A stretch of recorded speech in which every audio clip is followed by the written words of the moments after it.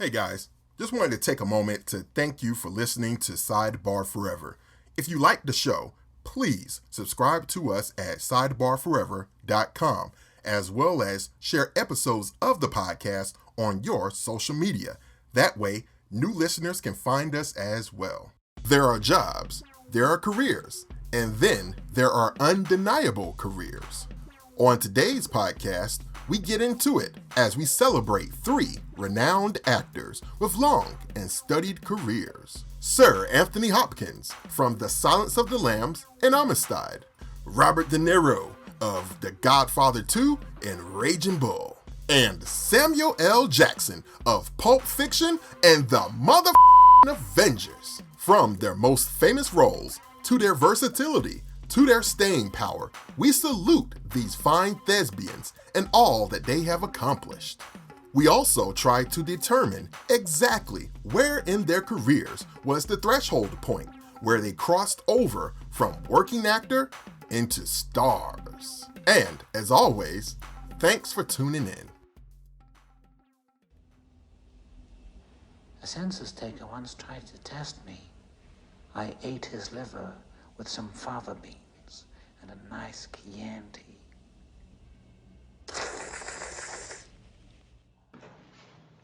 You talking to me?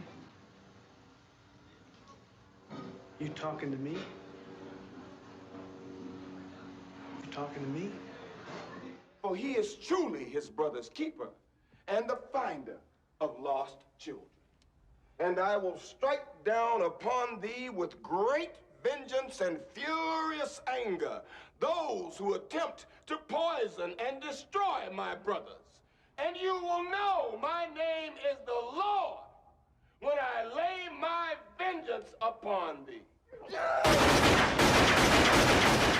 All right, so you have actors, and then you have actors who have had undeniable careers. And that's what we're going to talk about today.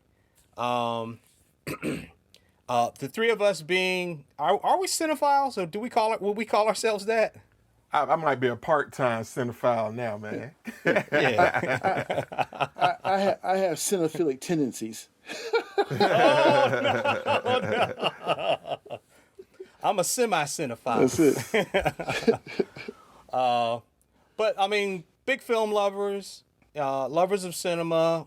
We have our favorite actors, favorite character actors, certainly our favorite films, directors, all of that stuff. But we wanted to talk about, and maybe this will be a series that we do, over time, of undeniable career runs, right, where it's just, it's just chocked full of peaks. And in some cases, like I said, it could be, somebody had a great stretch of 7 years or 10 years of films, or 10, 3 or 4 roles in a row where it's just like bam, bam, bam, bam. There are plenty of people, that fall into those categories. And then there are others, and I think most of the people that we're going to talk about today, have had great long careers, with slow inclines, with great peaks, with returns to great peaks, and have had, grand impacts on, future generations of actors, and on us as fans and as moviegoers and lovers of films. Yeah. So, but today we're going to discuss the careers of Sir Anthony Hopkins, Yes, sir.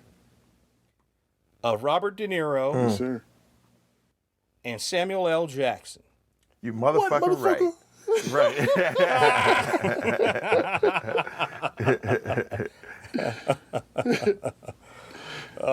Nice.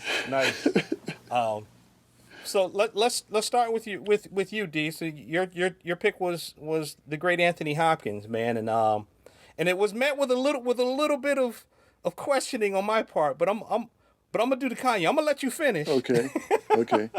No, but go ahead, do your thing, dog. Go Sir ahead. Philip Anthony Hopkins, sir. And that's all I need to say. That's it. Game over. I mean, this guy's been around since, forever. Since he comes from the Royal Welsh Academy of Music and Drama. He rubbed elbows with Sir Laurence Olivier. He was in Shakespeare plays. And when he got here to America, he was off and running, man. Everybody knows him from different things like, of course, Silence of the Lambs, the indelible Hannibal Lecter. Sure. Right. Which he reprised his role in several different things, several different versions of Hannibal Lecter, where the second one I actually thought was better than the first one, where the other one he's obviously just a madman, that was kept in a cage, and he liked to eat people's liver with fava beans and a nice Chianti, which he didn't pronounce right, but that's okay, I'll forgive him.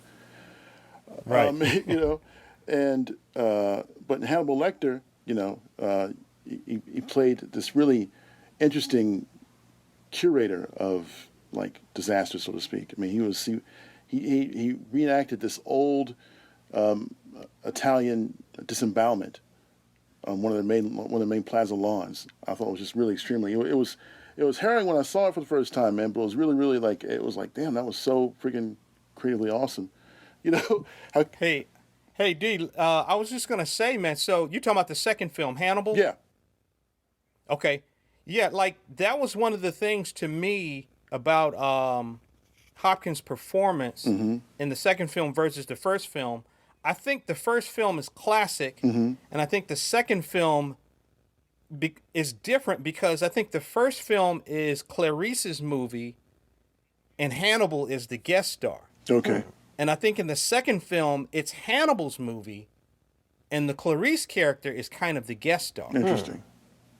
Or a supporting character. So in the second film, when you really think about it, with Gary Oldman and Ray Liotta, and of course, I forgot her name just that quickly. Yeah, I know you're talking about redhead. Julianne Moore. There we go. Yeah, Julianne Moore as Clary Starling. You get more of a glimpse into who he is, like all the things that they hinted about in Harris's book about who Lecter was. He's very erudite and and high class and an intellectual and of course a doctor. And so you got to see more of that. You got to see more of that class and that aristocracy that he had, that you didn't really get because he was in a cell in the first movie. And I think that was one of the great things about the approach to that second film. Maybe that's, kind of what you got from it too, is you got more of a sense of, him being as sinister as he was, but also who he was as a person. And he's like, oh, wow. And it almost kind of made you root for him in a way. Yeah. Yeah, he was definitely an anti-hero in that movie. That's a very good point. I mean, I think a lot of ways,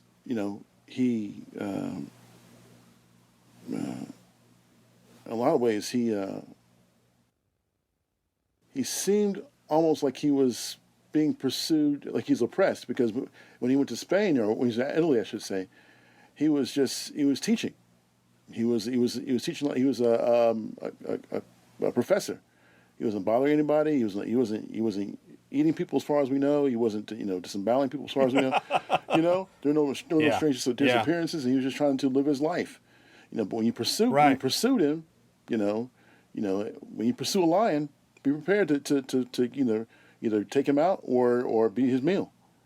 Yeah. And that's what happened. I mean, he pretty much, like in typical Anthony Hopkins fashion, he ate up the scenery and he ate up some people.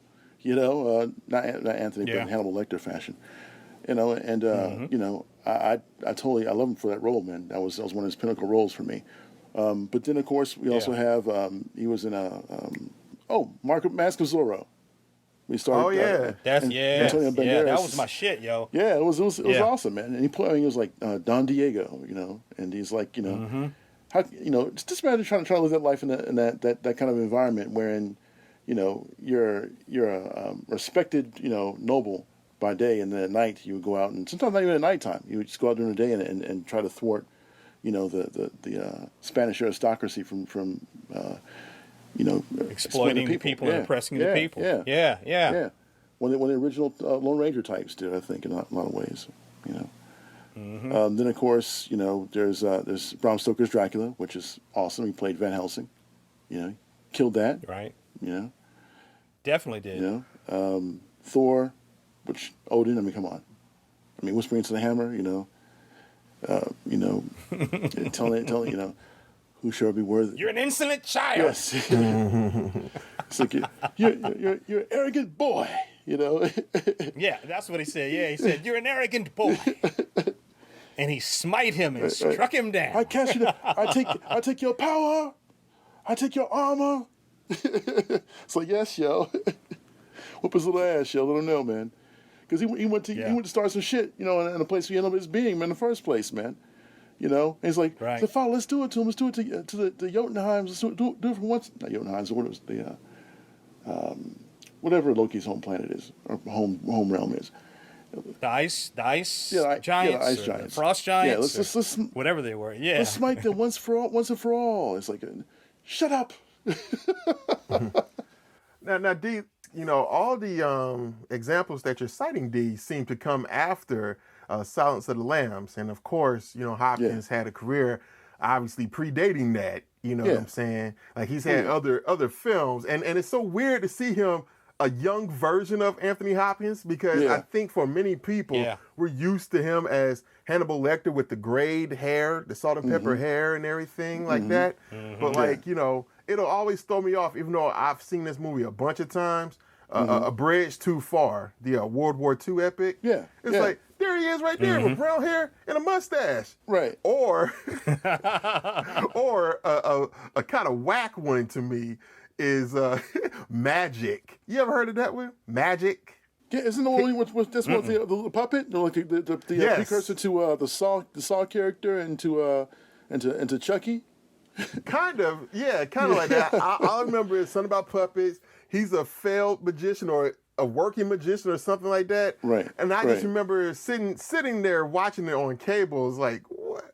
I got other things to be doing today. What am I doing? Like, but it just seemed like with Silence of the Lambs and thereafter, and I don't know if this is the same to you. It seems like that's when his career really kicked in. You know, because in addition to the examples that you cited, you also have like Mission Impossible 2, and was he in 3 as well? Was he in 2 and no. Just 2? No. Yeah. Okay. He was just in 2, yeah. Yeah. So it's like that's what we know him as. It's like, you know, this grayed gentleman, you know, if you will. You know, Similar to the point Adrian's making about seeing him as a younger man, there's a movie that I hope we get to do a playback on called The Limey. Oh yeah, with Terrence. And I don't know if Okay. Yeah. Have you guys ever seen it? No, I haven't. No, I've heard of it, but never seen it. It's outstandanding. And Terrence Stamp, you know, we know Terrence Stamp now because he's, like Adrian said, he's an older man with gray hair and, he was, older English guy. He was Zod, though, He's been in well, he was Zod, but it's like even in that movie, he plays an old thief who's been in jail. Right. And what they did is for flashback scenes when he's young, they took footage from a movie where he played a thief as a young man. Oh. In a whole other movie that had nothing to do with the Limey, and they just used those scenes as flashbacks to him as a young man. And it was like, oh my God, you know, like Adrian was saying, you know, he's smaller, you know, his you know, he doesn't weigh as much, you know, his face is, you know, is young and fresh and handsome, and he's got this jet black hair, and it's just, the Terrence Stamp that I know is like Zod with the slightly receding hairline, right? And then now as the gray haired guy we saw in Wanted, and in other movies. Right. So anyway, it's just funny when that happens, like Adrian's saying, when you see these elder statesmen and stateswomen actors and actresses, but you see them in their roles in their previous generation. Yeah. The first thing that happened to me, I was watching. Of course, I saw Star Wars when older Alec Guinness was playing Ben Kenobi. Then to see him in a much younger role when he was in a war movie, it's like, wait a minute, is it the same Alec Guinness? Yeah. You know, it's so much different. You know. So So good point. And then, of course, I'll sum it up because if anybody wants to see his long and lauded career, you know exactly where to go. Go to IMDb or Wikipedia. But one of the ones that means the most to me most recently is Westworld, where he plays a brilliant geneticist that actually makes Westworld a viable thing in today's modern world. And no spoilers. Just go see the movie. Just go see the TV show Westworld. There's some things that happen. They're like, well, okay, how could that be happening when this is going to be a continuation of the story. But anyway, it's really good. And he's an excellent actor and probably one of the best to ever do it, man, based on his long and lauded career. And when he commands your attention. Like when you see a movie with him in it, you know that it has some real dramatic intent. There's always he says nothing without like thinking about calculating it, and going over and over again in his head and saying his lines with the most efficacy that he can. He's very. I enjoy that about him. I know it's going to be a thing where, he's giving commands and you're going to respect those commands. And it's going to get done. Right. Even though he played Nixon, but somebody. Had to do that's it. true. Which was not bad. It was not bad. It was. You liked it? It was not bad. Yeah, I'm kind of a Oliver Stone fan anyway, so I kind of get that style that he was going for. Okay. It wasn't terrible. Wasn't terrible. I didn't buy it for a second. Okay. And I was really put off by it. That was one of the, for me, it was like one of the stinkers or one of the misses. Another one that I thought was really just where he was just slumming for a paycheck was he did the movie Bad Company with Chris Rock. Oh yeah. And I was just like, I don't believe Chris Rock. Right. I don't believe you, Sir Anthony. Right. I don't believe any of you motherfuckers. That worked though, because all y'all in Bad Company. Then that's what it was all about. It was horrible. Yeah. It was not memorable, dude. I'm sorry, it wasn't. And I like Chris Rocker. Chris Rocker. Conflated Chris Tucker and Chris Rock together. I like Chris Rock for certain things, but in drama is not one of them. He's better as a comedian, and that's just what it is for me. And Hopkins wasn't bad also in Legends of the Fall. Mm-hmm. Oh yeah. Mm-hmm. Yeah, he wasn't bad in Legends of the Fall. I don't think that's a great movie, but I do think that his performance was pretty tight as it generally is. He was good at Wolfman too, yo. With Benicio del Toro. Dang. Yeah. Oh man. Well, cool. Salute, Sir Anthony Hopkins. Most Salute, definitely. sir. Salute. Most definitely. Yeah. Salute. What about you, Adrian? Yeah. Oh man, well, as you said at the top, my pick is Robert De Niro. Okay. Talking to me? Oh man. I will be. Seriously, he's one of those where it's like, man, from almost nearly the outset, he was making an impact, and he's had a long, and as you stated, he's another one that's had a very lauded career, and he's a working actor. He's not the type to where, I'm just going to wait around for 2 or 3 years for the perfect role. No. If something comes along and it strikes my fancy, I'm going to get into it. You know what I'm saying? And that's one of the things that I respect about him, even outside of his, acting, ability and his talent and his charisma and everything that he brings to his roles, And why I picked him for an undeniable career run is because, man, bruh, when you think back on it, he ruled the 70s. He ruled the mid to late 70s, man, and just going forward. You know what I'm saying? I mean, you can start as early as 73 with Bang the Drum Slowly, where he played the challenged baseball player. I mean, you go forward, that's 73, right? So 74, Godfather. Godfather II. So you're like, oh shit, he started to rev up here. 75 is no, I don't think Taxi Driver was in 75. That was 76. There's one that I'm missing from 75 that he did, I think. When did he do Mean Street? That's right, 73. So he had two bangers in 73. Yeah. And Mean Streets, okay, thank you for bringing that up, Swizz.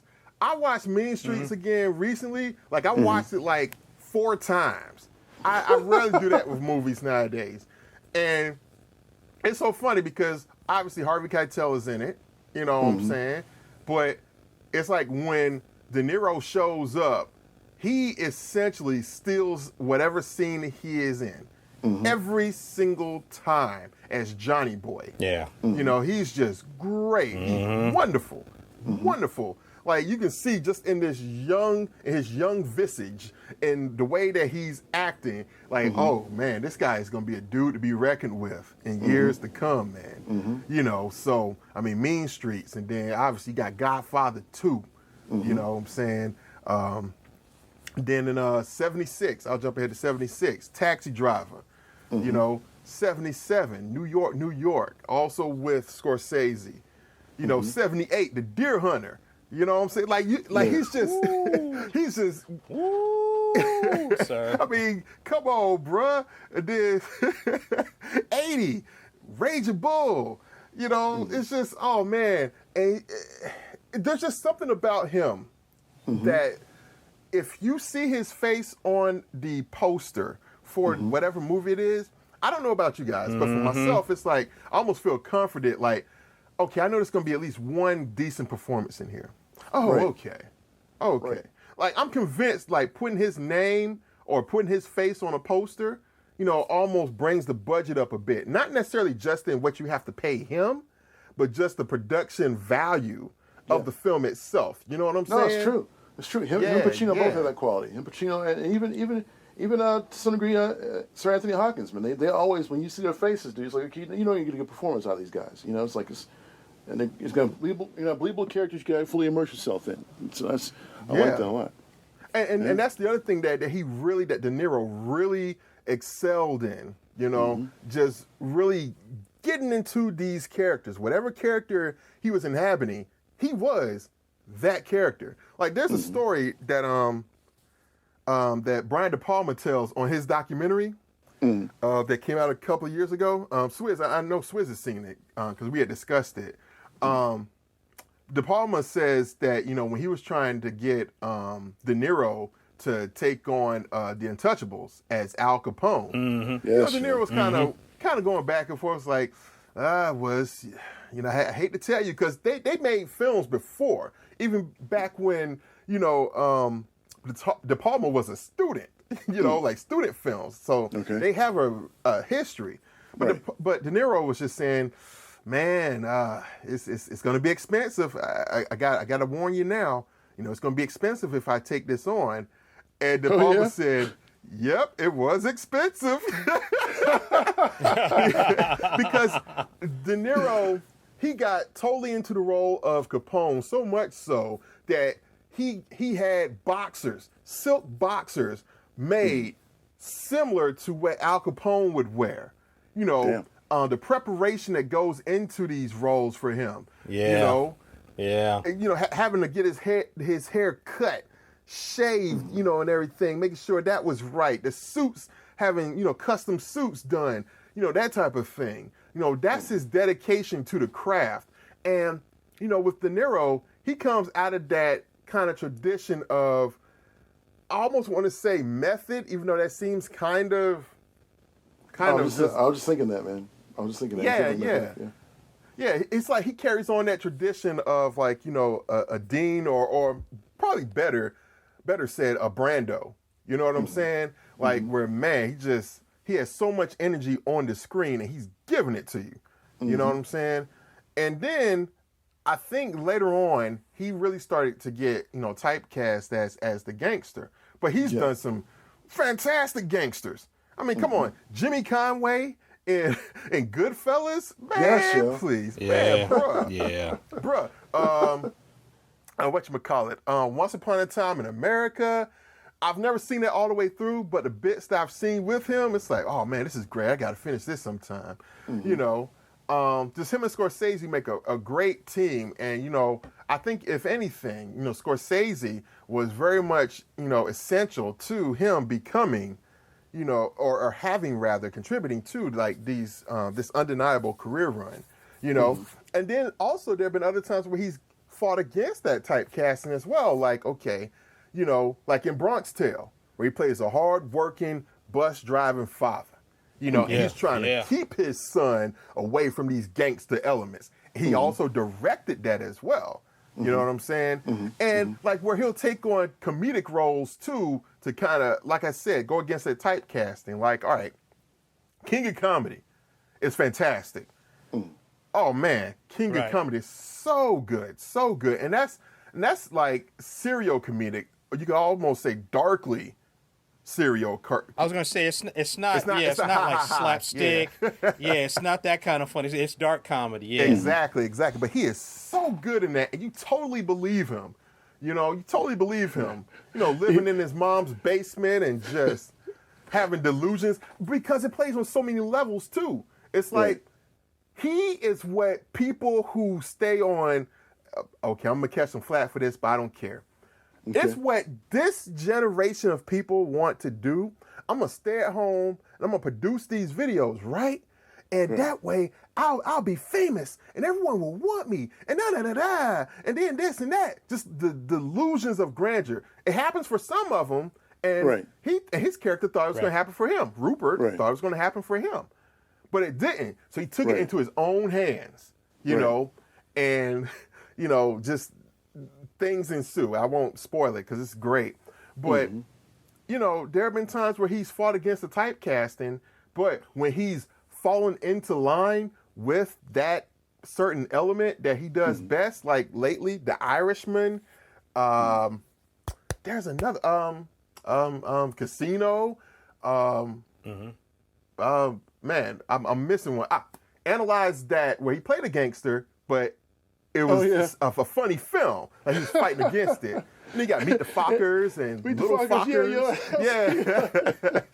Well, Adrian, I wanted to jump in real quick and say that, like what you're saying, for years, he was considered a great actor, but certainly along with that, he was considered like Martin Scorsese's muse. Right. Yeah. And so a lot of his successes were tied to Scorsese's projects, like The King of Comedy, and then going back to, of course, Goodfellas Raging Bull. Raging Bull, yeah.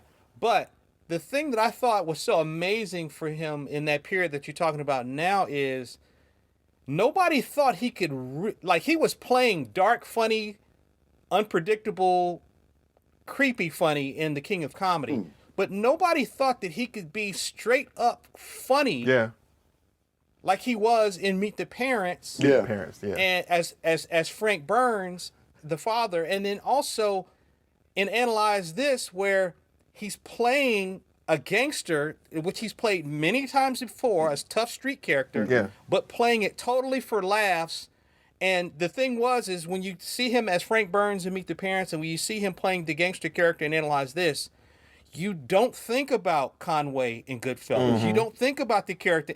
You don't think about any of those things. And that's something that a lot of actors don't have. They can't transform where you forget. Like when I see Will Smith, I'm always thinking about every other Will Smith movie I've ever seen. Exactly. You know what I mean? And Meryl Streep can do that. He can do that. Denzel can do it sometimes, not all the time, but sometimes he can do that. But De Niro definitely, I was amazed. I was like, I am laughing my ass off at Robert De Niro. This dude has stomped dudes out in the bar with his buddies. He has shot and killed head gangsters in dark hallways, put the gun in the gangster's mouth and blew the top of his fucking head off. Yeah. I mean, he's done all of that stuff and, fought in the ring. And it's like, he's somebody else. But I just thought, that is amazing to me that he was able to transform in that way. Yeah, absolutely. And even the in-between roles that a lot of people may not remember. There's one in a movie called The Mission from '86 that is very good. He plays the Jesuit priest, and they're in the I believe it's the 16th or 17th century, down in South America. Obviously trying to convert the natives, and he is great in that. And that's another one of his things as well. He can play a leading man, but he can also melt into the supporting cast too. With no problem. You know what I'm saying? And he is wonderful in an ensemble. Look at Ronin. Look at Jackie Brown. I love that movie. Yeah. I love Ronin, yo. Yeah. Really? He is very good. Ronin, I don't know. I guess I saw all De Niro in Ronin. Ronin wasn't for me. I couldn't see him Like I couldn't see him as anybody else besides Robert De Niro in Ronin. I don't know. No. He was definitely, he wasn't raising the bar in that movie, but that's a good 90s spy, European espionage, spy. yeah. And he's more a part of it than he is carrying it. But so I agree with you, D. Adrian, let's not forget. Oh, I know what you're gonna say, but go ahead. Heat. Yeah, that's right. yeah. And as soon as I said ensemble, that's the next one that was coming up. Yeah. Right. Yeah. I mean, killed it in Heat. Oh, yeah. He's also great in Silver Linings Playbook, if you guys ever get a chance to see it. He's great in this movie called The Intern. Oh, yeah. It's not a great movie, but his performance is good. I remember that. Yeah. And I really liked him in Midnight Run, which I always quote to you guys when we're working on the podcast, and I'll say Serrano's got the dish. That's right. And another good performance with the late Robin Williams, Awakenings. Okay. Oh, yeah. Yeah. Again, not a super great movie, but his performance is good in it. Yes. So that's what I mean. Like, he's one of those people where he has inspired and entertained and transcended multiple generations. Multiple generations of filmgoers have seen this man on screen and appreciated his immense talents and charisma. So for me, to sum it up, De Niro is definitely, absolutely worthy of a UCR, a undeniable career run. Yeah, yo. He's had success critically and creatively in the 70s, the 80s, and the 90s. You might be skipping out on it when you get into the 2000s. Said the tires starting to wobble a little bit. They start to get a little like, But he done earned it. He's earned it though. That's how I justify it. He's earned it. Yeah. Like, God dang, you do Godfather, you do Taxi Driver, you do Raging Bull. You really don't have to do anything else, yo. You kind of straight. No. Yeah.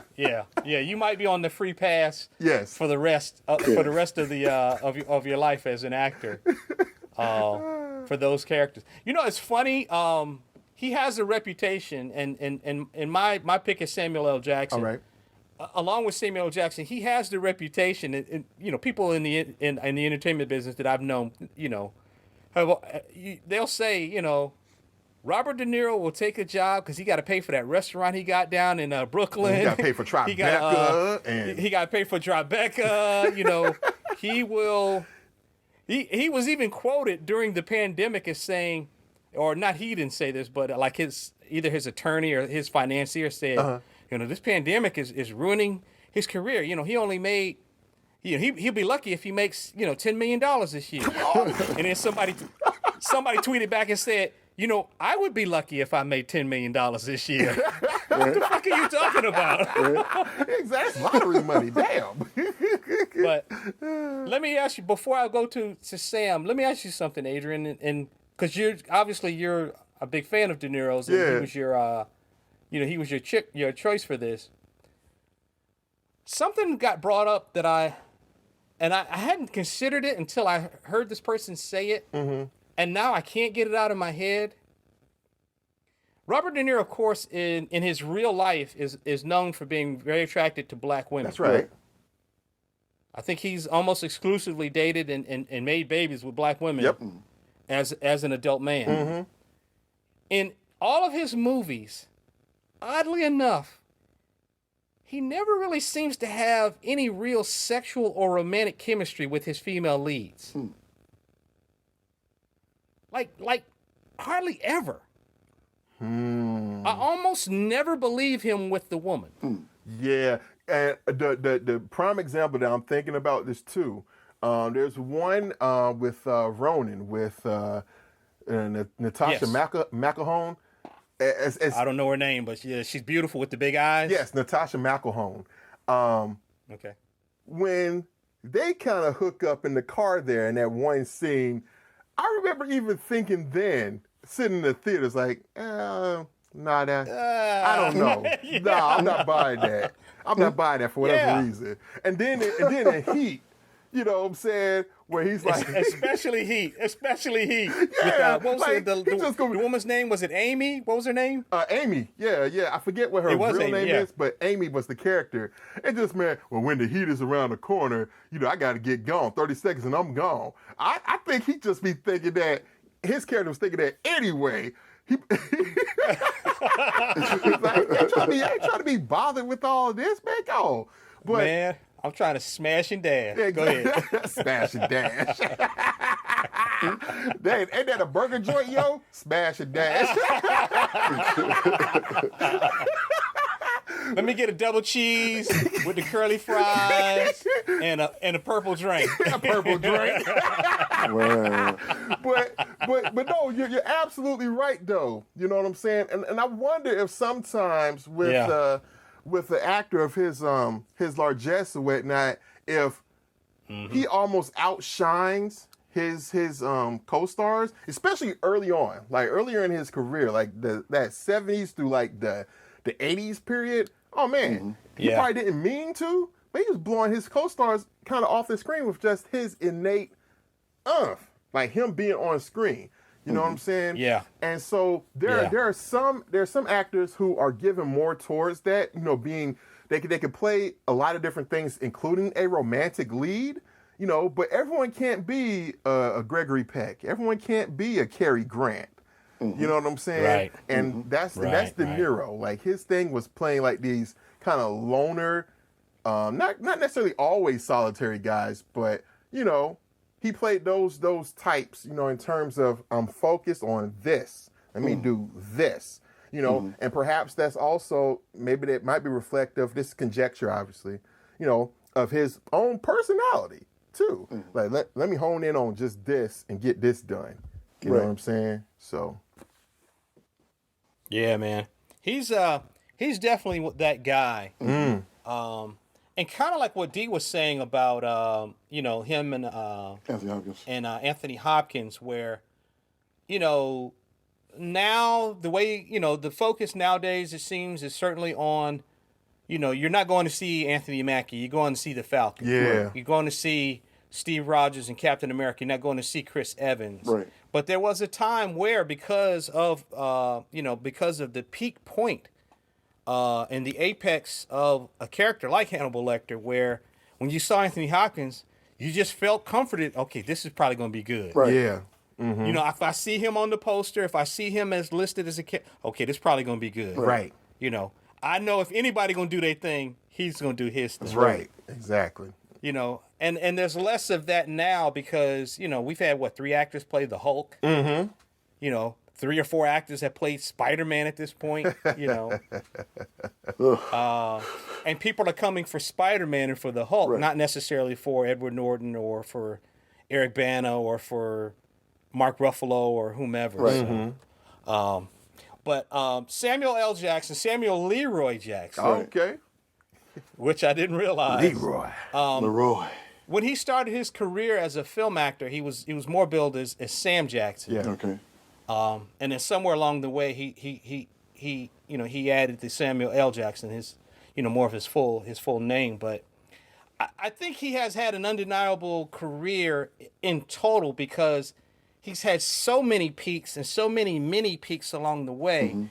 And I think separate from a guy like De Niro, they're similar in like what Adrian was saying, is that Samuel Jackson is a working actor. Yeah. He is a busy MF. I mean, he is constantly working, and he puts out a lot of movies, but different from De Niro, where I don't think he's transformative like De Niro is. Like he's part movie star and part actor.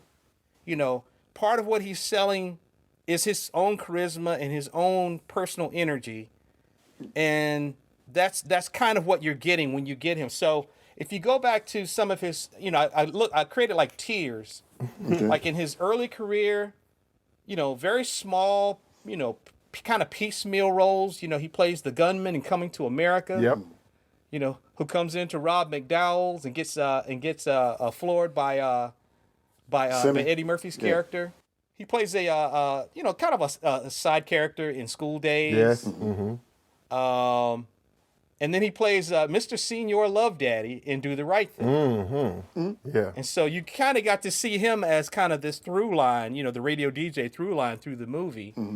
Small roles. And then you get into more bigger roles where he plays Gator Purify in Jungle Fever with my favorite line, I do it, I do it, I do it, I do it, I do it, because I'm a crack. Hey. I was like, God damn.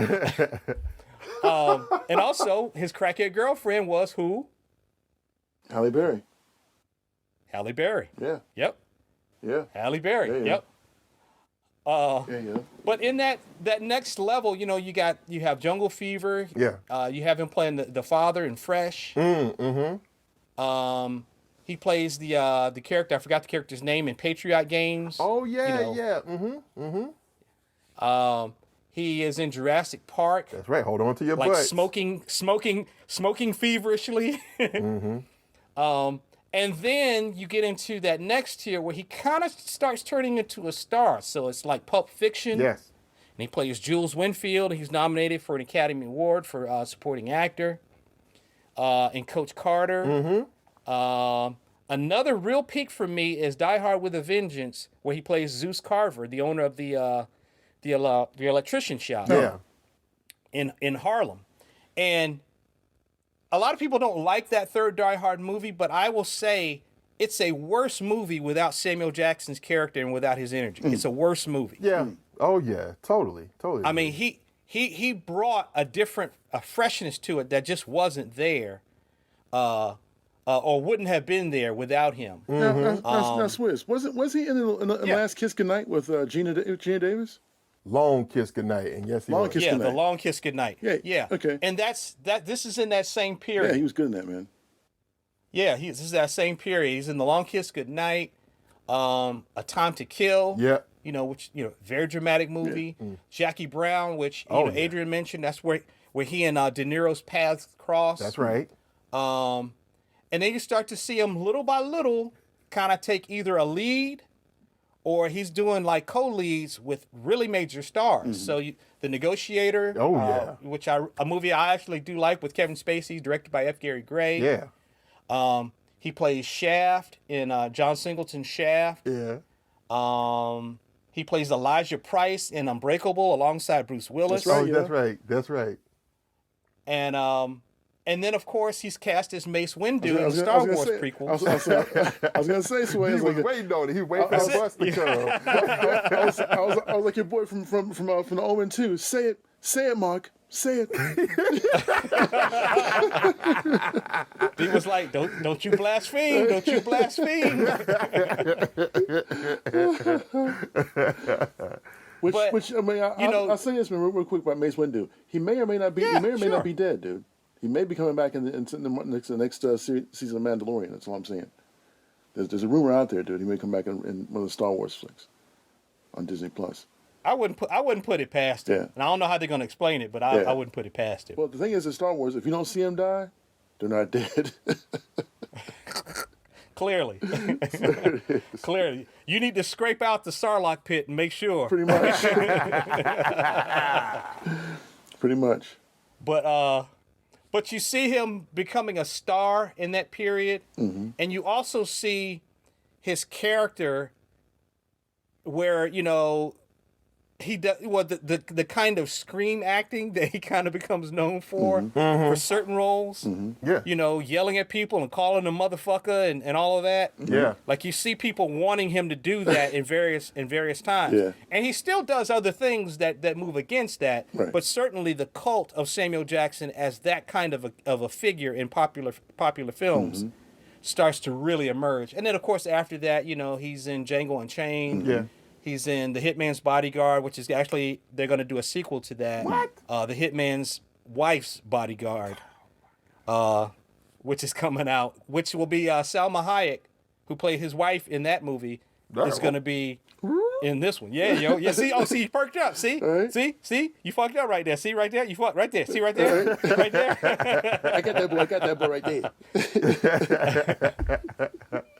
Oh. But they're doing a sequel to it, The Hitman's Wife's Bodyguard. And then, of course, in the Marvel comics, they started drawing the likeness. The character of Nick Fury, and it was it wasn't the normal Nick Fury, obviously, that we know. This was Nick Fury from the Ultimates. Yes.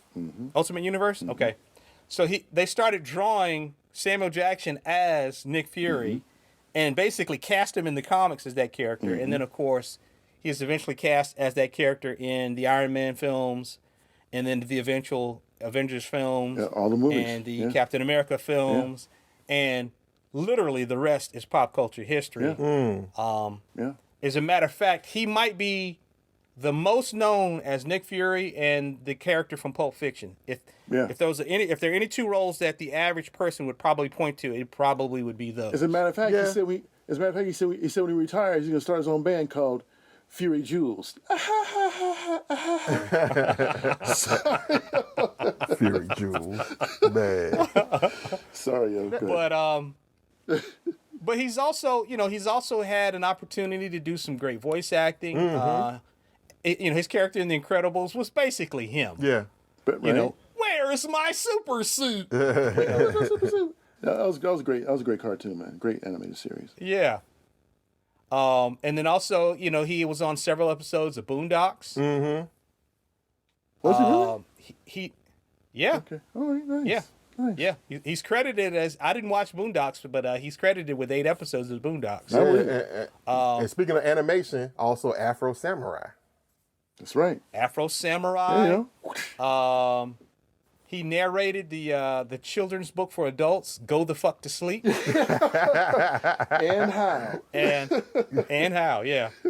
All my parents out there, they feel us on that. Right. Yes. And I mentioned this to Dwight and Adrian recently. I watched the Netflix documentary, I Am Not Your Negro, which is based on the writings of James Baldwin. Right. And I watched it for 15 minutes and didn't realize that it was Samuel Jackson narrating it. No. He's doing that much. My wife came in the room and I said, "Who's narrating this?" She said, "I don't know." I said, "That's Samuel Jackson." She was like, "It is?" And he's really doing a lot. He's still acting, but he's really doing a lot with his voice, and he's actually giving you a much more, a smaller, pulled back version of himself. And it's wonderful. The documentary is great. But just his narration of it is superb. Nice. Yeah. Just absolutely superb. Nice. And I mentioned to Dwight and Adrian, I thought we should probably do an episode where we talk about it, because I don't think we've ever talked about it, a full documentary proper on the podcast before, have we? No. I don't believe so. No. Yeah. I mean, maybe we danced around it with making it the documentary that Tony Mormon did, and maybe with the Jeff Jones documentary, Better Things. Maybe talked a little bit about it, but never like a full conversation about a documentary, which is weird because we some documentary watching dudes. Oh yeah, that's my diet right there. yeah, it truly is. But Swizz, I wanted to ask one more question before you proceeded, man. With Samuel Jackson, do you feel like there's a line of demarcation for him in terms of like say with De Niro or even with Hopkins, going back to Dee's pick? I think for most people, the line of demarcation is Silence of the Lambs, as far as Hopkins. Like there was Hopkins before, and then there's Hopkins, all capital letters after that. Sure. With De Niro, it's like you can almost take your pick from... I don't know. Yeah. That's too hard, yo. This too hard. This too hard. From like 74 through 80 something, it's like all of them, but but there's a definite line for him. It goes in the opposite direction where he actually started to get smaller, and I don't mean in terms of just making himself smaller, but not doing these very big leading roles. You know what I'm saying? Right. So he flipped it the other way. And with Samuel Jackson, I do wonder if Pulp Fiction was his line of demarcation, because after that, before that, he's Sam Jackson. He's doing that. And then after Pulp Fiction, it's Samuel L. Jackson.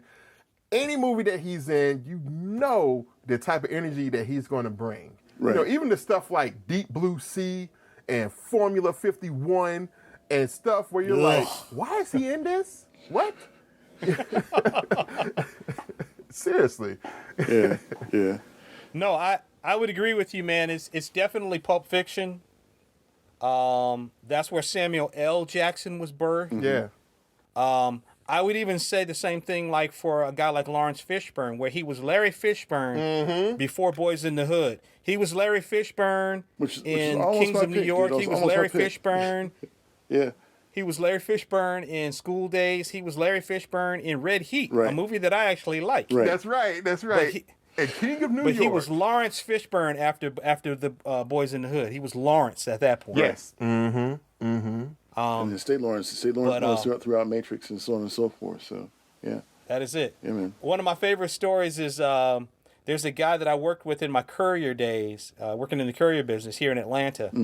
And he was older than me at the time. He's probably in his 40s. I was in my 20s. And he had driven a limousine for a while.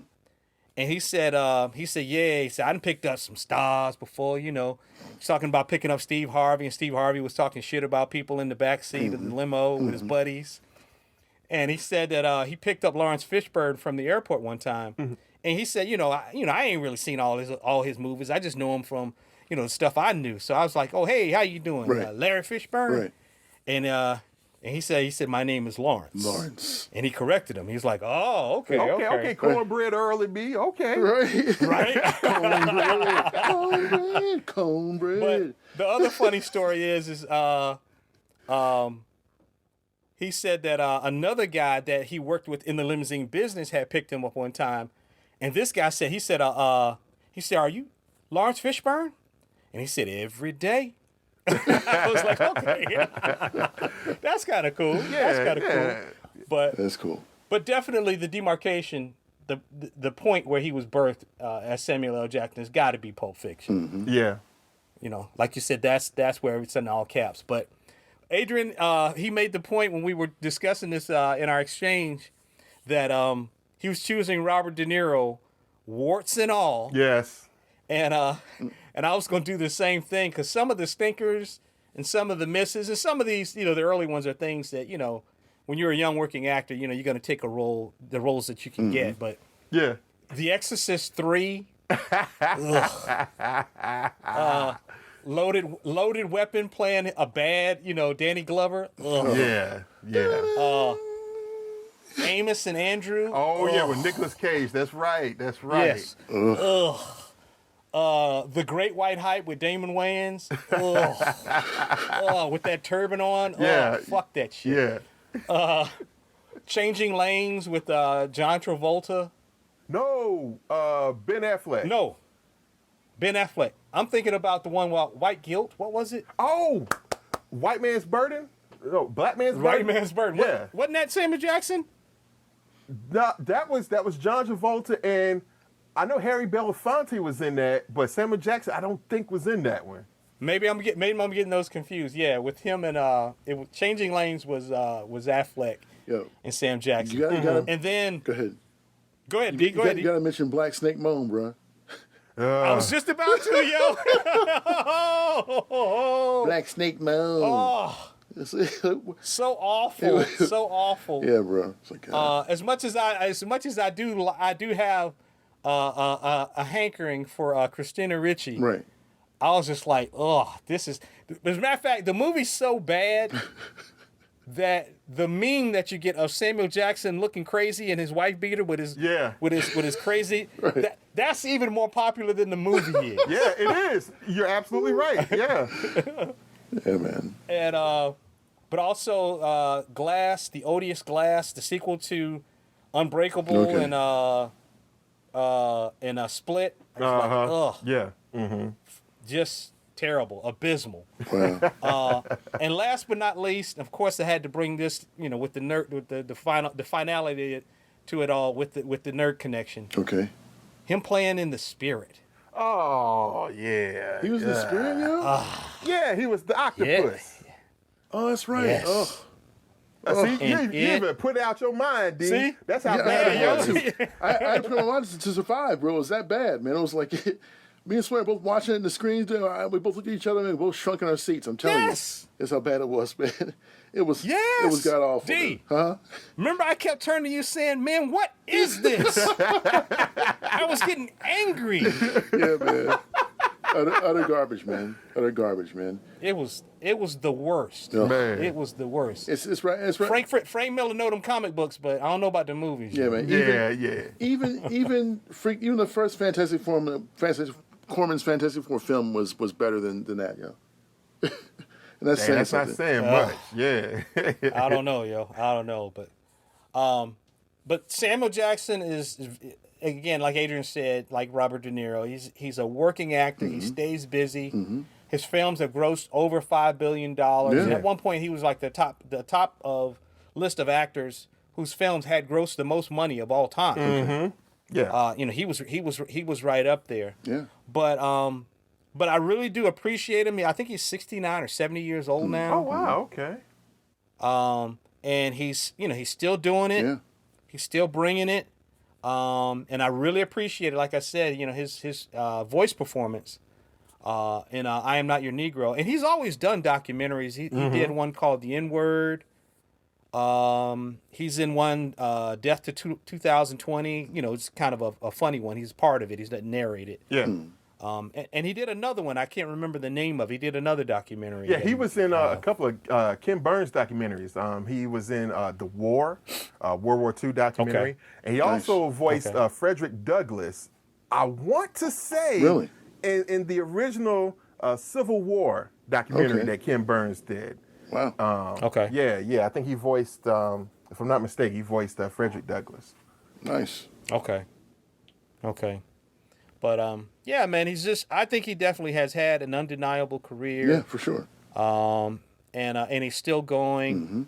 And I appreciate the fact that, he moves around. He does popcorn movies, he does smaller movies, he does documentaries, he does things I would assume is like favors. There's all kinds of smaller things that he's done where they're kind of uncredited. Yeah.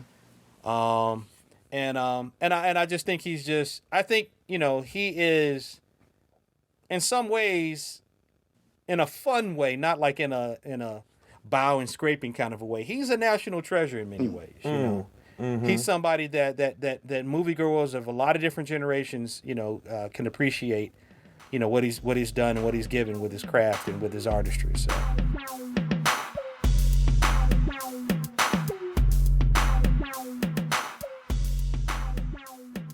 That concludes this episode of Sidebar Forever, hosted by Dwight Clark, Swain Hunt, and Adrian Johnson. You can find us online at sidebarforever.com. Any emails or questions can be directed to us at sidebarforever@gmail.com. And also, subscribe to us on social media. You can find us on Facebook, Twitter, YouTube, and Instagram.